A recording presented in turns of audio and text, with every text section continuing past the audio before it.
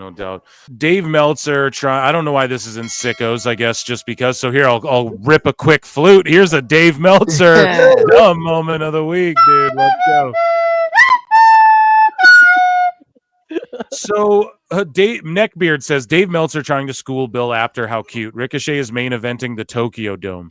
Since I'm on day 4 of no smoking, I'm glad I have this stuff to make me laugh. So Bill Apter says, didn't Ricochet leave WWE to make a better career? We just read that a minute ago. You can see it on the right hand of the screen. And then Dave Meltzer goes, well, could he got a better money offer? Is actually, Brian, could he expected to be happier. Everyone else loses in a round robin tournament, and he is main eventing the Tokyo Dome. So here's the thing, bro. Here's the thing with fucking Dave. Tokyo Dome. What is he talking about? So Dave just flat out needs to shut up, bitch. Because, bro, he keeps just stooging Tony Khan's tweets or a text to him. So Tony Khan texted Dave Meltzer 100% telling him, we'll have, Ricochet and Ospreay in the finals of the Continental Classic at the Tokyo Dome. And then Dave is like, actually, dude, I guarantee what happened because Dave and Tony text, and I've pointed it out so many times on the show. I've chronicled it for the last 2 years. Dave subtly spoils everything AEW's doing because Tony Khan texts him and tells him what's going on. So Dave's saying, I don't know if it's in Ricochet's contract. Like, Dave could be stooging so much here. We don't know. We can only speculate because none of it is public. But, like, is it in Ricochet's contract he gets to main event the Tokyo Dome? Who knows? Maybe it was just a promise made to him that he main events the Tokyo Dome. However, my belief is that we have Ospreay on one side of the C2. We have Ricochet on one side of the C2, and also Tony Khan announced that the C2 this year, he made this new rule so that like the winners can be from the same bracket, like the finalists as well. What? So it's yes, I'm telling you right now. You can fact check me on that. He made a new rule where the finalists can be 2 Blue League people. So it's like, what's the point of the leagues then, guy? The best guy is Tony Khan. But Dave's over there just drooling. He's just slobbering all over Tony's nuts in text form, and he just spoiled for them what all their booking is, what their plan is, what they're going to do when they go to the Tokyo Dome. Or here's the thing. I don't know if like New Japan is doing something with Ricochet. Also, their Wrestle Dream show, is that not in Japan? Is that at the Tokyo Dome? Am I wrong about that? Wrestle Dynasty, I think it is. Yeah, Dynasty or whichever one. The Ichi ni Sanda, whatever one he does that at. That's the one where either way, Dave's stooging some. We're gonna get Ricochet main event a Tokyo Dome match against Ospreay. My belief it's gonna be from the C2 or something.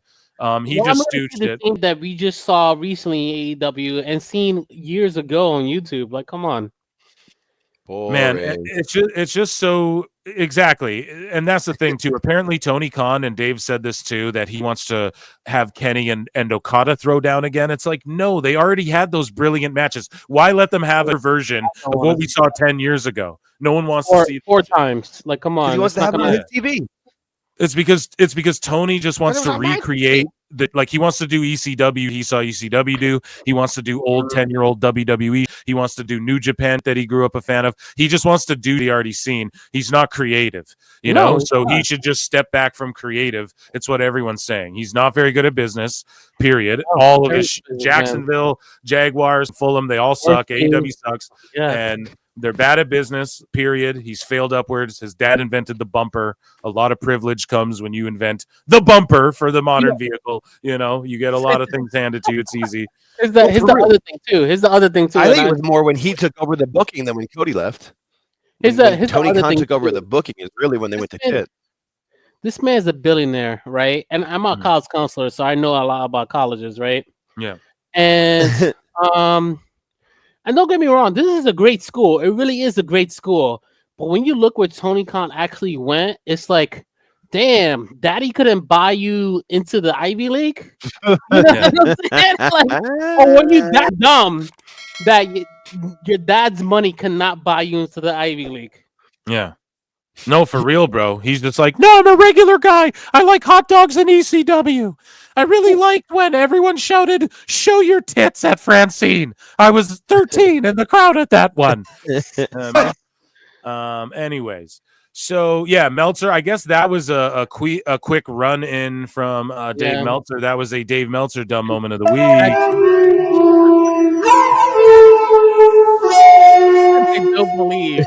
I don't believe Ricochet got a betting money offer, but okay.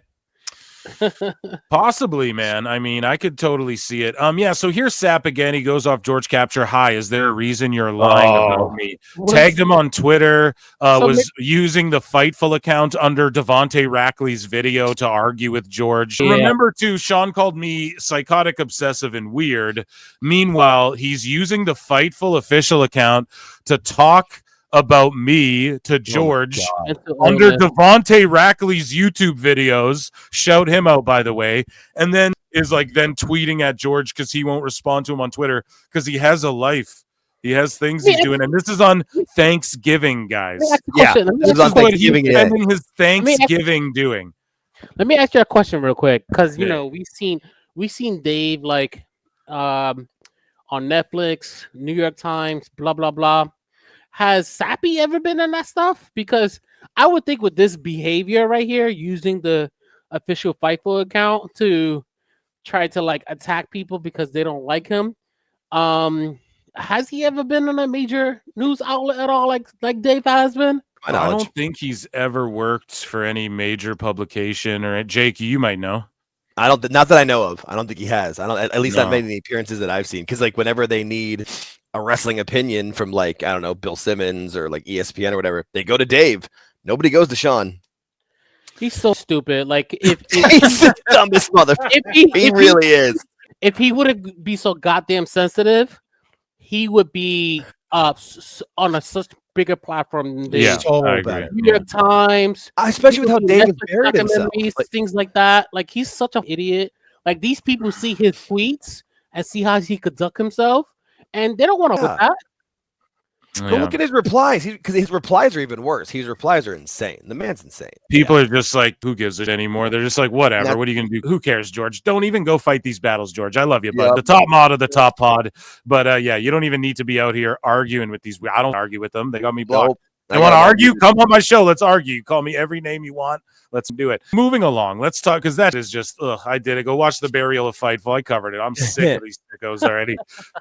So Brainbuster tweets out, so, like, here's Elbu, right, responding to this Brainbuster account, and it's a segment with, I believe, Petrovich and Ashanti the Adonis, and then you got Thikita Lyons, Thikita, right, because she's thicker than a Snicker, let's be honest here, and she's getting involved. We've seen over the past few weeks, she's like leaving Obafemi's locker room, or he comes up to her rather and is like, oh, you forgot your coat. And then she got in the middle of Ashanti and Petrovich before, like, yo, Ashanti, why don't you text back? He's like, I never texted you. And then Carmen gets mad. And then on NXT this week, we see her getting involved again, and she's sort of being this like home wrecker, or this I don't know, the girl who's taking the dude away from the people. If you ever watched the Love Story, damn snow bunnies. Yeah, dude. Yeah, the snow bunny, bro. And like, if you've ever been enticed or watched like Degrassi Junior High, even, or just any like low level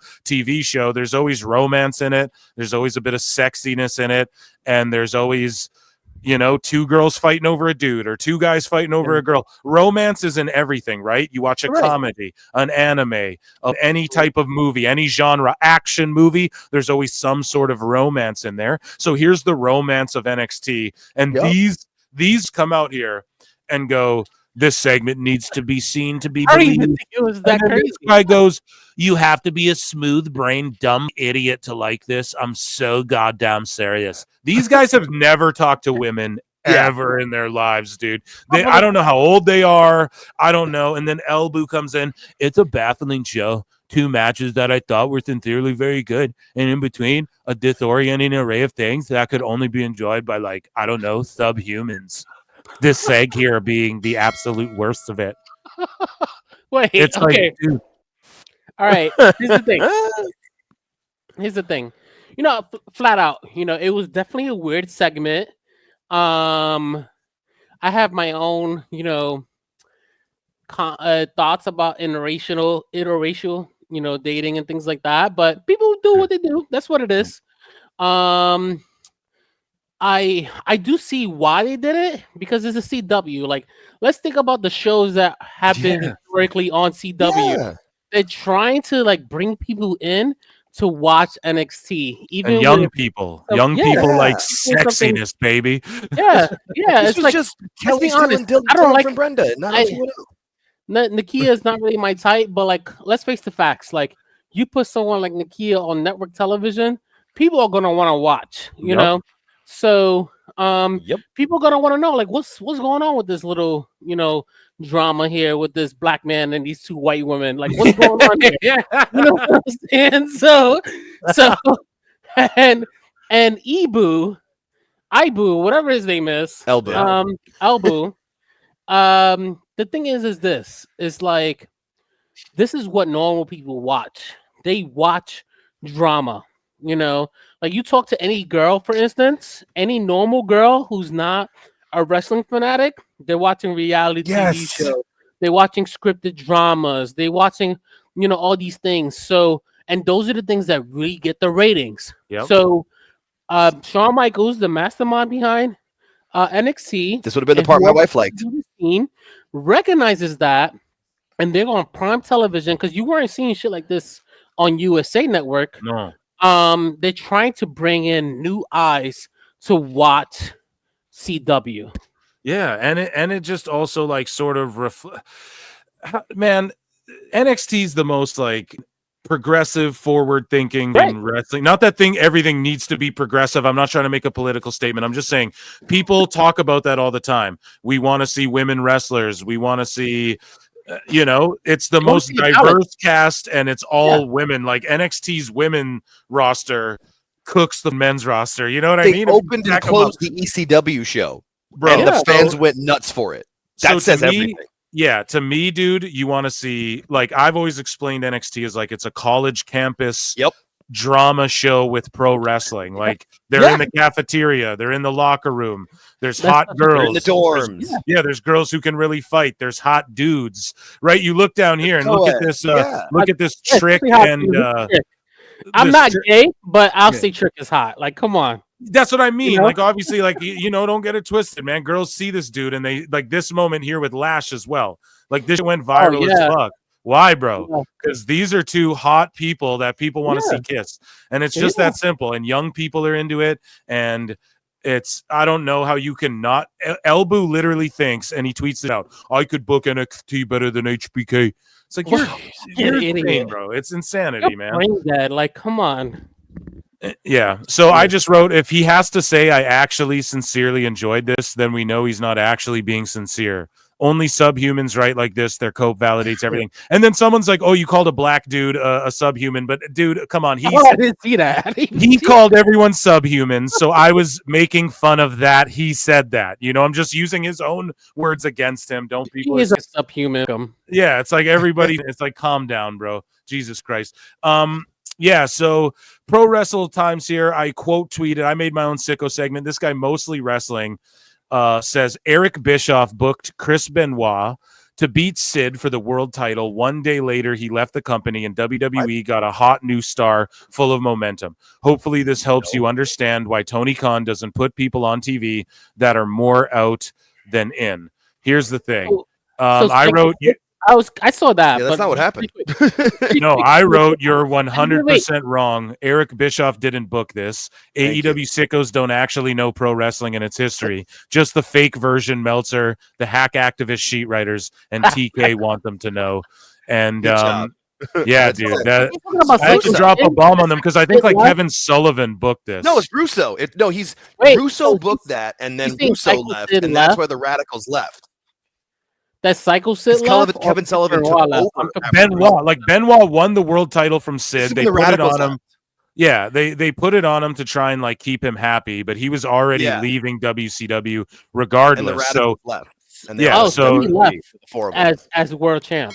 Yeah, it's when he left Eddie, as the world champ, Wow. and then so he showed up in WWF as the world champ with Eddie Guerrero, Dean Malenko, and Perry Saturn, and then he beat Sid. Technically, he'd been stripped of it. Technically, had been vacated, but he had never lost the WCW title, which they were able to say.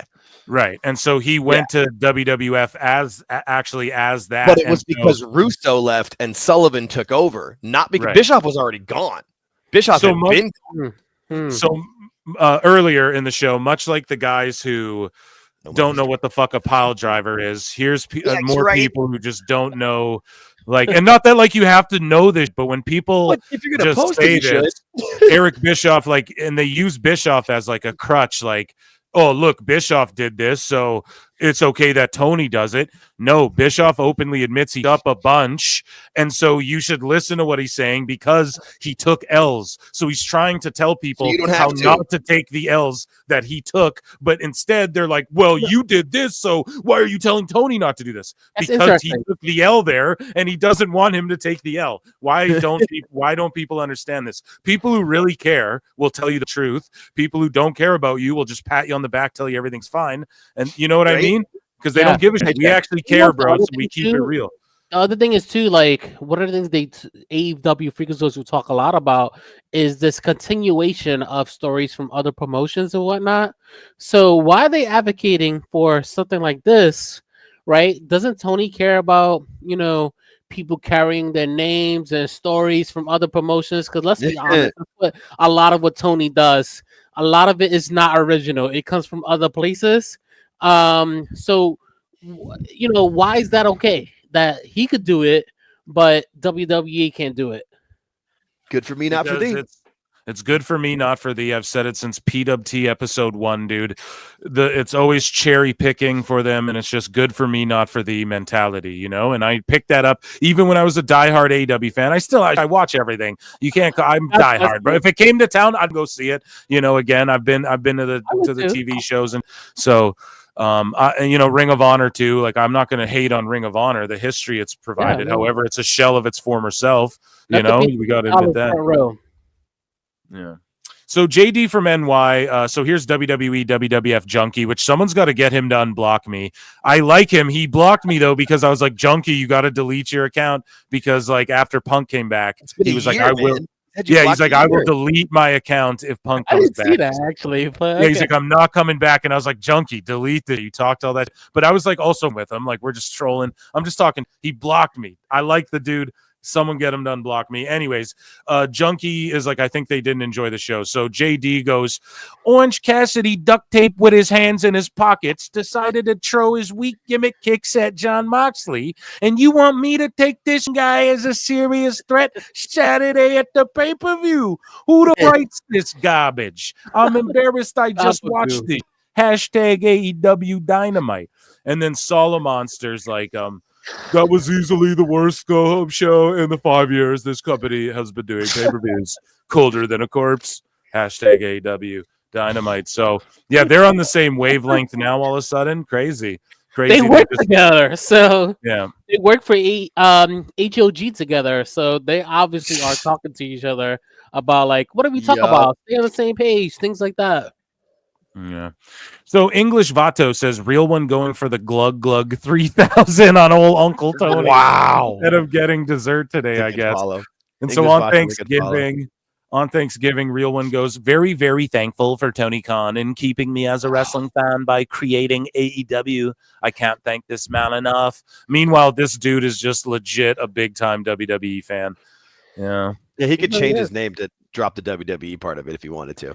Yeah, people have seen him at shows and stuff, so it's all good. We know you're with his thin hair, and greasy hair. Sorry, I was thinking of the wrong AEW Freakazoid. There's too many of them, man. It's hard to keep track. It's hard to keep track, man. So Sagano 300 says this is why I don't mind tape shows. They're humans too. So I talked about this earlier. This Steve Chong guy goes, stop taping 2 shows in a row in the same venue. The latest SmackDown could have been taped on Tuesday, one day after Raw. And then Mia Yim Michin is like, We like spending time with our families during the holidays. Oh, and if tapings was on Tuesday, I would have missed saying goodbye to my baby girl. Be more considerate. I think her pet died. Dude. I didn't know that. Wow. No, I think like her pet died, dude. Or maybe I'm talking, but I think if you I did see that. Yeah, you're right. You're right. Yeah, so her pet died, and she would have missed that.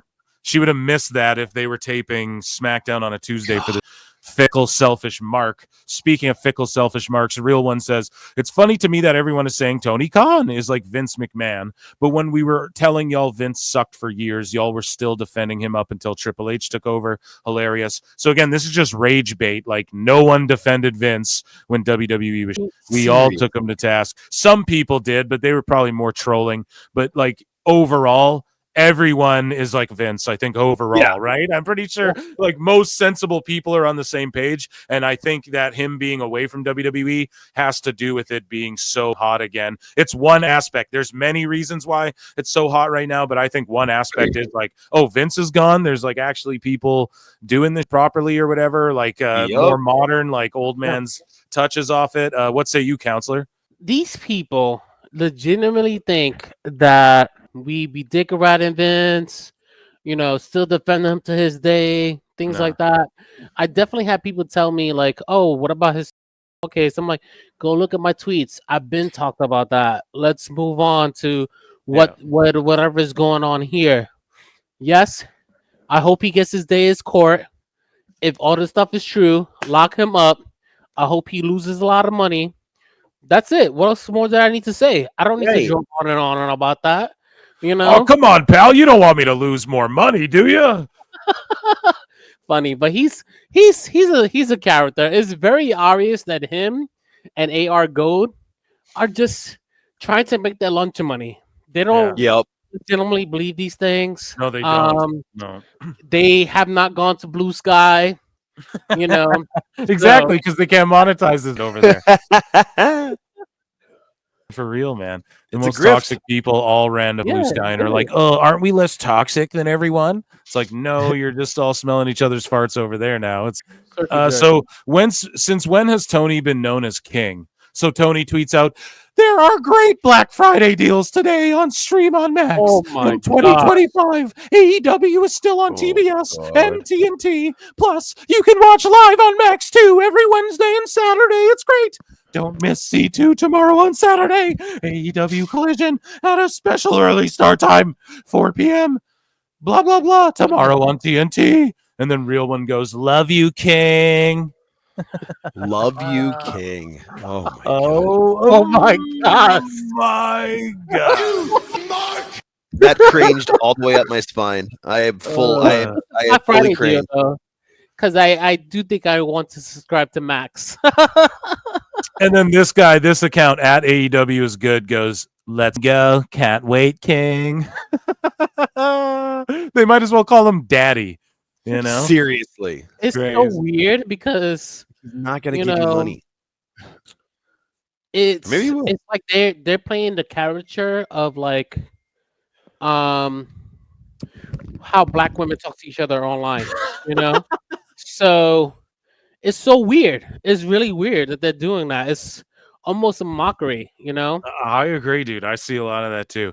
Sagano 300 goes, are they not supposed to protect their intellectual property? What's scummy is holding talent hostage while also refusing to use them on TV because they no longer want to stay in obscurity. So he's responding to Takeshita fan, who's responding to Wrestle Purist, who are quoting Observer. If you guys can follow that show of a train of goobers there. So Wrestle Purist tweets out that Observer says Christian Cage tried to trademark the term Captain Charisma and was opposed by WWE. Fair enough. They called him that on television for years.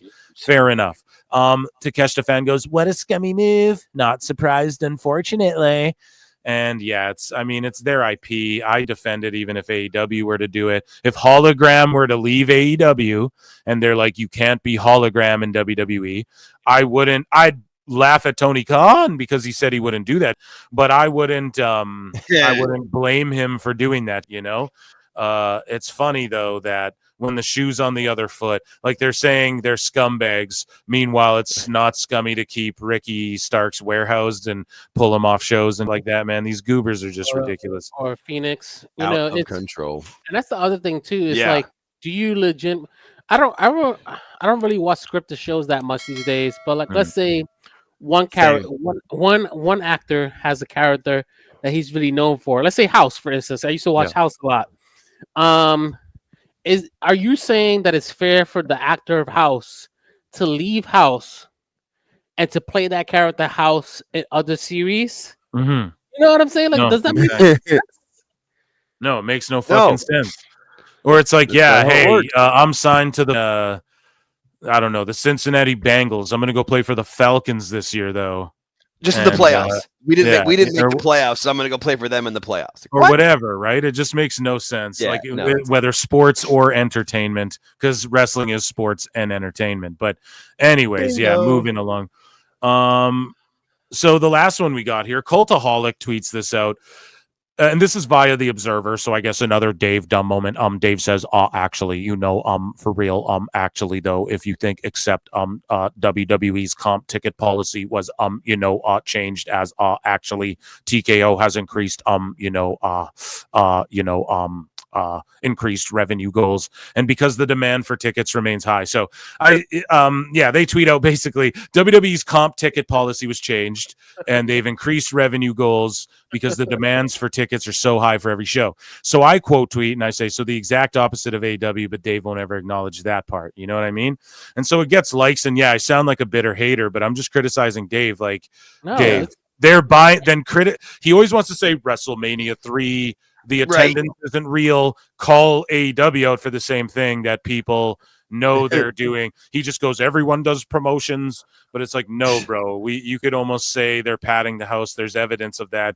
And at least call it out. I don't give a carnies are gonna carny, workers are gonna work. Tony can lie about every attendance. I don't give a it makes no difference to me. However, you got to call it out if you're the Observer and you call out AEW, or not that he's even calling out WWE, but you want to talk about comp ticket policies, talk about how many get comped in AEW. You won't do that.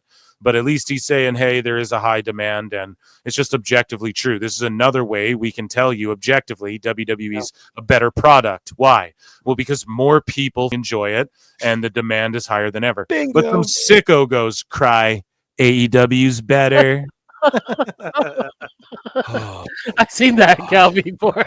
Here's the thing. I think Dave is worried and upset that there's not going to be comp tickets for him and his friends anymore, that they'll have to pay. Like, WWE will come to them and say, hey, you guys could come and cover our event, but you're going to have to pay this price. We'll hold these seats for you, but we're not giving you it for free. You have to pay this. Yeah, no doubt. That is funny. They're selling everywhere out, man. It makes sense. Yeah, and also Meltzer's doing like a 50% off Black Friday sale. Like, only a month. Couldn't pay me $7 for a year, but only a month. Yeah, it's pretty funny, man.